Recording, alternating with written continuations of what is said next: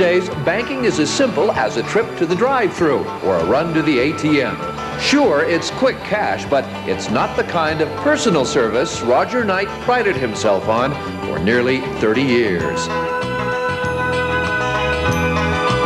Ask just about anyone from the early days in Denver, and they'll tell you you could bank on Knight's success. But who would have guessed that a former baker would know anything about the kind of bread you find in banks? In my mind, business is nothing but an organization. And I don't care what kind of an organization it is. I couldn't make bread. So you hire people. You hire a superintendent, you hire a sales manager. You are not doing it physically yourself. I felt that was true in the banking business. In 1954, Knight became president of U.S. National Bank, which would eventually merge and become United Bank. His philosophy? You just have to like people. Knight reeled in a winning idea when he developed the fishing derby outside the bank.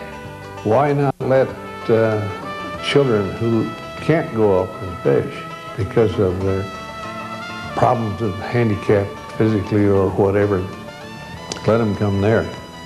When the 1 millionth driver entered the drive-thru, Knight was there. He also encouraged dealers to display their cars at the bank to increase traffic. And speaking of cars,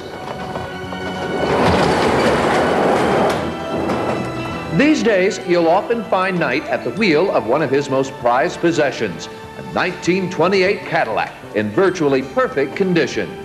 Well, of course, just to hear that Cadillac run brings back memories.